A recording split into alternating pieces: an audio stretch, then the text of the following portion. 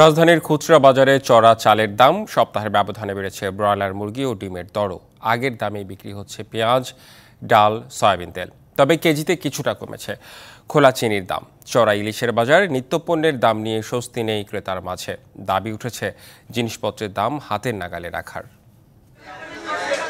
গেল রবিবার সংবাদ সম্মেলনে খাদ্য সচিব দাবি করেন খুচরা বাজারে বিয়ার ২৮ চালের দাম ৪৯ থেকে ৫১ টাকা, কিন্তু রাজধানীর বিক্রেতারা বলছেন ভিন্ন কথা। মোহাম্মদপুর কৃষি বাজারে খুচরা বিয়ার ২৮ চালের দর ৫৭ থেকে ৬২ টাকা।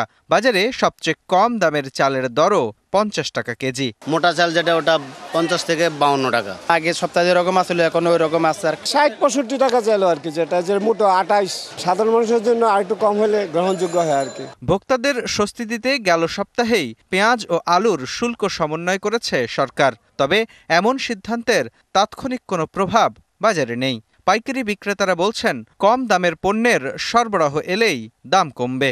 লাল আলু কিনছে ৪৮ টাকা, এটা মিনিমাম 5 কেজি ফসা বেরিব। খুচরা বাজারে তো ১০-১৫ টাকা করে আমাদের ভাড়াটার হিসাব করে ১০-১৫ টাকা বৃদ্ধি।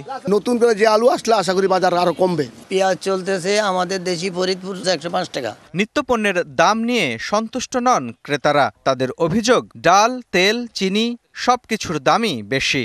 চিকন মসুরি ১২৩ টাকা আর মোটাগুলো আপনার ১০০ টাকা, ১০১ টাকা। জিনিসের দাম কমছে, মানুষের মুখে মুখে কমছে, ফেসবুকে কমছে। যে গরিব মানুষ যে বেঁচে থাকার জন্য খুব কষ্ট হচ্ছে।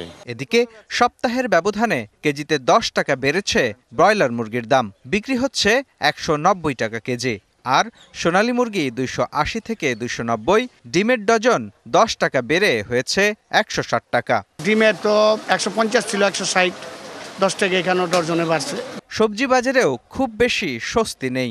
বেগুন মানভেদে ৬০ থেকে ১০০, করলা ৮০ আর পটল বিক্রি হচ্ছে ৫০ টাকা কেজি দরে। চড়া কাঁচা মরিচের দাম। কাঁচা মরিচ হলো ২৫০ গ্রাম ৫০ টাকা, ১ কেজি ২০০ টাকা। বরবটি কেজি ৮০ টাকা।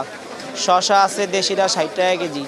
বেগুন আছে ১০০ টাকা কেজি। চিকন লম্বাটা আছে ৬০ টাকা কেজি। বাজারে ১ কেজি ওজনের ইলিশ ১৪০০ টাকা কেজি আর ৫০০ গ্রামের ইলিশের কেজি ১০০০ টাকা। এ বাজারে গরুর মাংস ৭০০ আর খাসির মাংস বিক্রি হচ্ছে ১১০০ টাকা কেজি দরে। মোস্তফা মাহবুব, ডিবিসি নিউজ, ঢাকা।